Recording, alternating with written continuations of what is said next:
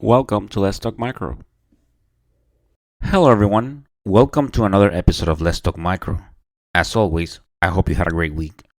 And you can always find Let's Talk Micro on Apple Podcasts, Spotify, Amazon Music, Goodpods, Pandora. Wherever you listen to podcasts, you can find Let's Talk Micro. As far as social media, I am on Instagram, TikTok, and YouTube as Let's Talk Micro, on LinkedIn as Luis Plaza, on X as Let's Talk Micro 1, and I have an email address which is letstalkmicro@outlook.com. So either via email or social media, you can send any feedback, any suggestions. They are always welcome and appreciated. And as always, thank you for the support. And if you haven't checked out the previous episode, please go ahead and do so. It was an episode that it was originally published 2 years ago, but I went ahead and re-released it with some edits. But it was about an introduction to anaerobes.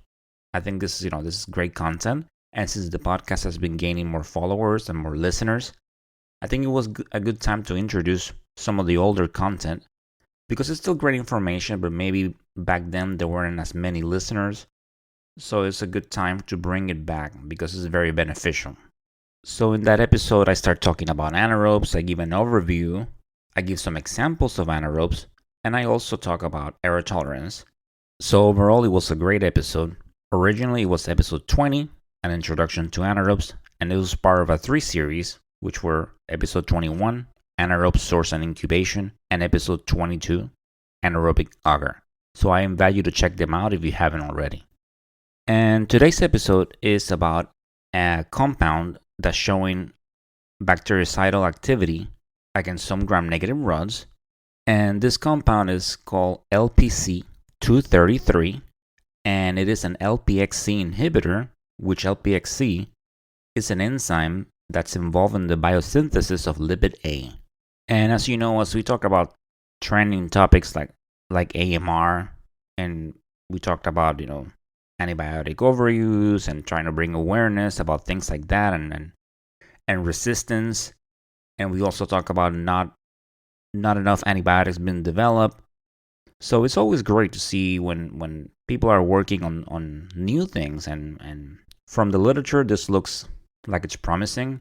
So it was a great conversation with the guest, which is Dr. Pei Zhou, and he is a professor of biochemistry at the Duke University School of Medicine.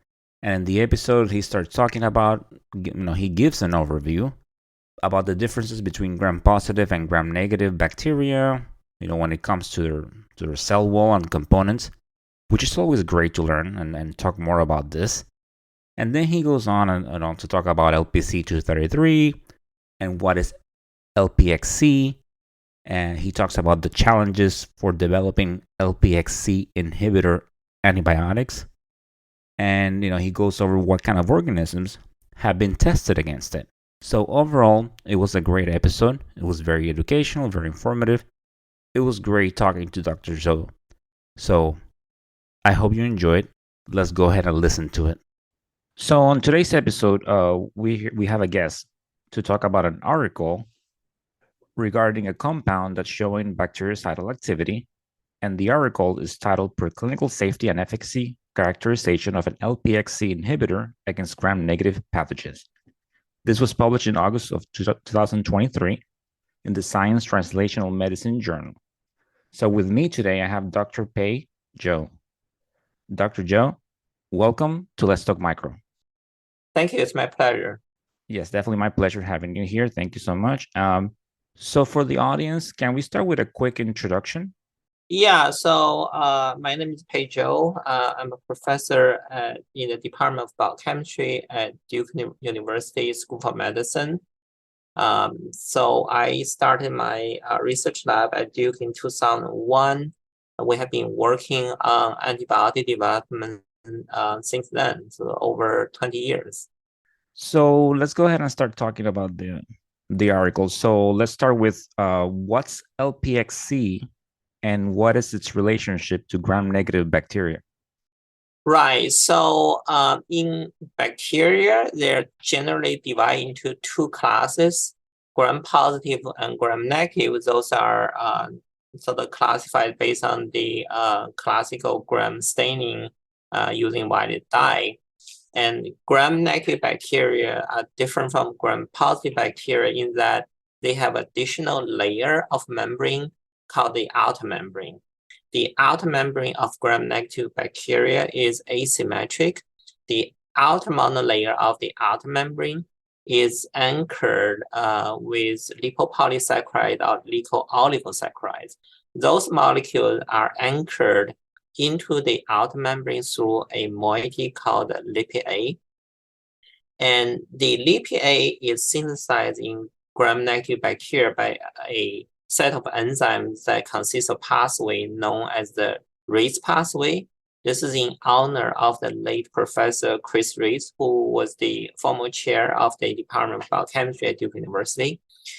And in E. coli, this pathway has 9 enzymes. LpxC is the second enzyme of this pathway. It catalyzes the removal of an acetyl group from its lipid substrate. Thank you for that. And I always like to tell the audience, it's really good. And a lot of medical laboratory scientists, they're listening out there. It's always good to, refresh yourselves with understanding, the difference between gram-negative bacteria and gram-positive, and understanding how they are and how it works, and it helps you understand the antibiotics better. So thank you for that. So what is LPC-233? So LPC-233 is a potent inhibitor of the LpxC enzyme. We started in the early days working on trying to understand the structure and mechanism of the LpxC enzyme. And along the way, we synthesized a set of compounds initially published by others as a 2 compound to study the sort of mechanism inhibition. And then we realized, based on the structural understanding and mechanistic understanding, that we could actually design better compounds. So we started to synthesize different compounds, obviously with a number going from 1 to 2 and 3 and so on and so on.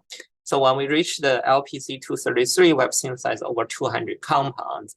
And the LPC-233 is our best clinical candidate at this point. It has many attractive and outstanding properties. And as I was reading the article, I saw that there has been challenges with developing LpxC targeting antibiotics. Can you talk more about that, please? Yeah, it's actually the LpxC inhibitors have a very long sort of winding history. It started with Merck. So this is actually when Chris Reitz was recruiting Merck to develop, to direct the program developing LpxC inhibitor.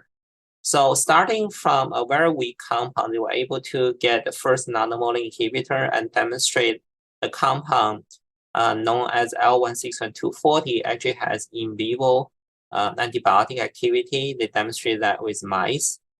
But the compound had very limited spectrum of activity. It works for E. coli. It doesn't work, for example, for Pseudomonas, an important pathogen, particularly for cystic fibrosis patients. So Merck was not very impressed and eventually dropped the project. And Chris Reitz moved on to Duke to continue to develop that program. That's how we met, and he recruited me to Duke, and we started working together to develop more compounds there. So that was the first hurdle, is to say, how do you get a narrow spectrum inhibitor to actually work against a wide range of LpxC inhibitors. So in the early 2000s, about 2004, there's a new set of compound being discovered, initially discovered by Chiron, the representative compound is called Chiron 090. That is a game changer because it's the first compound that has demonstrated broad spectrum antibiotic activity. This really has motivated a lot of biotech companies, farmers to jump in. And at one point, it's fair to say every major pharma and biotech company has some kind of LpxC inhibitor program. Then later, Keogen was really the pioneer of development. They put the first LpxC inhibitor into the human clinical trials. But surprisingly, they observed a very strong cardiovascular adversity. They saw a dramatic drop of blood pressure. and then essentially halted the whole clinical trials, and that has been the second hurdle. So ever since then, everyone developing the LpxC inhibitor has to face that problem to say, is your compound safe enough to mitigate this potential cardiovascular toxicity? Okay, and so now that you mentioned, initially about organisms, and so for this LPC-233, what organisms were tested against it, and how did they perform? Yeah, so we have tested over 200, clinical strains. This is done through a collaboration with my collaborators at a French hospital. They essentially collect all the clinical strains in the Lille region in France, and they basically demonstrate it's working for all of them. It's very impressive, set of the antibiotic profile. It's very broad spectrum, and the most important message from that testing is, if you separate those different bacterial strains and you classify them into sort of susceptible strains to current antibiotics and resistant strains, they all behave the same for LpxC inhibitors, such as our LPC-233. That really tells you the value of developing a novel antibiotic targeting a previously unexploited pathway, because the new antibiotic will not be affected by any of the established compound-specific resistance mechanism. Okay, and can you give some examples of some multi-drug resistant organisms that you tested it against? Yeah, so one of the example is the NDM1 strain. NDM1 is also known as the New Delhi strain, right? This is the E. coli strain, and it's resistant to a wide range of antibiotics. We tested some there. Bases are highly resistant, but if you test against our LpxC inhibitor, it's highly susceptible. And obviously, in vivo, we demonstrate we can use a compound to rescue mice from lethal NDM1 infection. And I also was reading that sometimes, with was there any developed resistance observed when it came to LpxC or LPC-233? Sorry. In my opinion, all antibiotics, eventually will encounter some kind of resistance mechanism, because as we use antibiotic to fight bacteria would evolve, right? So I think, this overall, the bigger picture is going to be a sort of policy question, right? How we use new antibiotics, in particular, in a responsible way. To get back to your specific question about LpxC inhibitor, this has been well studied. There are known sort of resistance mechanism. We try to isolate resistance mutations that'll become resistant to the LpxC inhibitor, LPC-233, and we have been able to isolate some of the mutations that makes bacteria resistant. The good news is that the resistance mutation rate is very, very low. It's generally around 10 to the minus 9s. So it's very low rate, and we also test the sort of elevation of the MIC over time, and then we have shown the resistance sort of accumulation to LPC-233 is no worse than the commercial antibiotic ciprofloxacin. So we think resistance is there, but it's not a hurdle. Okay, and with any drug, there's the potential of side effects. When it comes to LPC-233, were there any side effects observed? So this gets back to the hurdles you asked about, right? So as I said, all the LpxC inhibitor, the major question is safety. And everyone wanting to move LpxC inhibitor forward would have to face this problem to say, is your compound safe enough? And does that mitigate cardiovascular toxicity? So for that reason, we did the test in dogs, and we went up to as high as 100 mg per kg, and we did not see any difference in terms of the cardiovascular signals in comparison to the vehicle control. So we can safely say at that dosing level in dogs, there's no detectable cardiovascular toxicity. But this is the $1 million question, right? That ultimately needs to be tested in humans, because that's the ultimate test, and that's where the hurdle one had to go through. Okay, definitely. And right, with any drug that it's always a long journey from the experimental phase and then goes testing and then human trials and then finally when eventually it makes it. So what about for LPC-233 right now? What's the next step?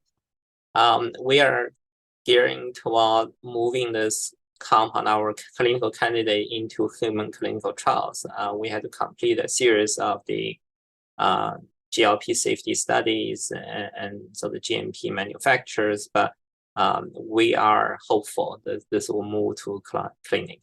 I was reading about this, and definitely with AMR is a trending topic, and we're hearing a lot about it and about antibiotics, like not being developed fast enough and things like that. So this was very interesting and very informative. Is there anything else that you want to add?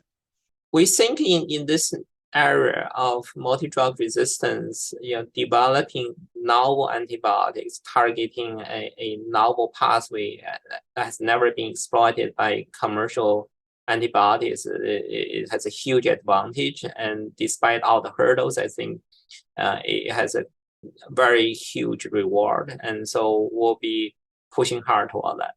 All right. Well, I wish you the best, and thank you so much for, like I said before, this has been very, very informative, and as someone that works in the clinical side, and by the time that we get the drugs, they're already out of the market pretty much, and learning about something that is in the in the earlier stages, and learning more things and how this works.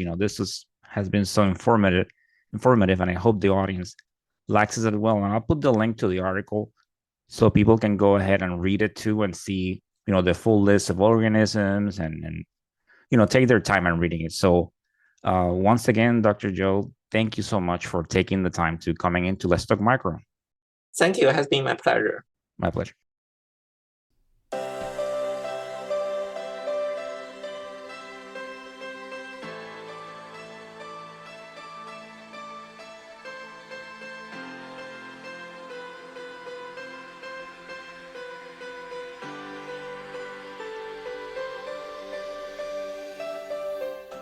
And that, my dear audience, it's the end of this episode. I hope you enjoy learning about LPC-233. As always, I enjoy sharing this information with you. As always, continue bringing that passion to what you do. It's so important.